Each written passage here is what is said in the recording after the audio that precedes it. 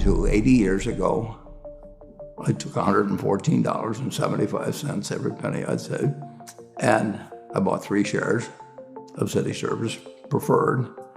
And City Service is a pretty well-known name now. How Warren Buffett became one of the richest men in the world. Warren Buffett is one of the wealthiest and most influential people in American business. He's ranked number 5 on Forbes' 2022 Billionaires list and was the 8th richest member of the 2021 Forbes 400. He had a net worth of $96.3 billion as of early July 2022. Living and working in Omaha, Nebraska, Buffett was nicknamed the Oracle of Omaha due to his successful investment selections. Warren Edward Buffett, the legendary value investor, turned an ailing textile mill into a financial engine that powered what would become the world's most successful holding company.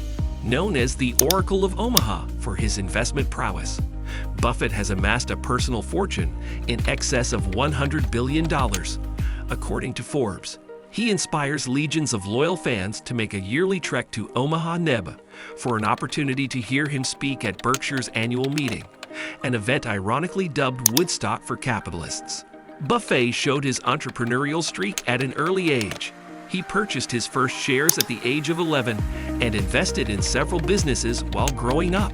He was born to Leela and Congressman Howard Buffett in 1930. His father also owned a small brokerage house, which was of great attraction to young Warren. He would spend long hours listening to the investors' chatter and frantic work, which eventually drew him towards it. He went to Rose Hill Elementary School in Nebraska and later graduated from Woodrow Wilson High School in 1947. His senior school yearbook picture read, "Like math, future stockbroker." Buffett was drawn to investment and businesses at an early age and worked on several odd jobs. In his sophomore year, he started a business with his friend. They bought one pinball machine and installed it at a local barbershop. Within a few months, they owned several pinball machines, placed at 3 barbershops across Omaha.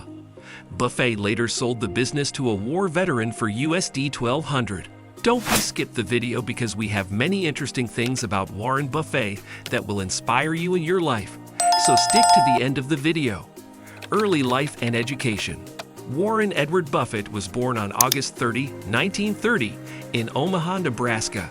His father, Howard Buffett, was a successful stockbroker and member of Congress, which gave young Warren an early exposure to the world of finance and investing. Buffett displayed an aptitude for mathematics and business from a young age, and he began investing in stocks at the tender age of 11. After graduating from Woodrow Wilson High School, Buffett went on to attend the University of Pennsylvania's Wharton School of Business. However, he transferred to the University of Nebraska-Lincoln after 2 years, where he earned his bachelor's degree in business administration. Later, he completed his master's degree in economics at Columbia Business School, where he studied under Benjamin Graham, a renowned economist and value investing pioneer. How Buffett grew Berkshire Hathaway. When Buffett first bought shares in Berkshire Hathaway in 1962, the struggling textile firm was facing low-cost competition that threatened to push it under. Entranced by the stock's low cost compared to its book value and net working capital, he purchased a controlling interest in 1965. Shares were trading around $8 when Buffett bought the stock, rising to almost $20 in the late 1960s. Shares in Berkshire Hathaway Class A stock trade at more than $550,000. I hope you'll enjoy the video and getting information how you become successful in your life. So don't miss the last part of the video because we have some secret strategy of investing about the Warren Buffett, so stick to the end of the video. Buffett's investing strategy. Buffett's investment philosophy is based on the principle of acquiring stock in what he believes are well-managed, undervalued companies. Coca-Cola, American Express, and Costco all met his criteria and have remained in Berkshire Hathaway's portfolio for many years. In many cases, he purchased the companies outright, continuing to let their management teams handle the day-to-day business. A few of the better-known firms that fit into this category include See's Candies, Fruit of the Loom, Dairy Queen, the Pampered Cheflet, and Chico. Buffett's mystique remained intact until technology stocks became popular. Buffett sat out the incredible run-up in technology stocks during the late 1990s. Buffett earned the scorn of Wall Street experts and was written off by many as a man whose time had passed. How did Warren Buffett amass his fortune? Buffett's fortune was built by highly researched and timely purchases of undervalued stocks and companies, which he would then hold for the long term. For most of the companies he bought, he let existing management remain in place, as they had obviously done a good enough job to make their company attractive to Buffett in the first place. He has been in stocks for the long haul, holding companies such as Coke and American Express for decades. What are some of Buffett's pearls of wisdom? If you aren't willing to hold a stock for 10 years, don't even think about holding it for 10 minutes, wrote Buffett in 1996 in a letter to Berkshire Hathaway shareholders. Another famous quote, part of a 2008 opinion piece in the New York Times, is, "A simple rule dictates my buying. Be fearful when others are greedy, and be greedy when others are fearful." Indeed, Buffett is well known for his many investing aphorisms, which always come back to the simple rules of value investing. What does Warren Buffett plan to do with his fortune?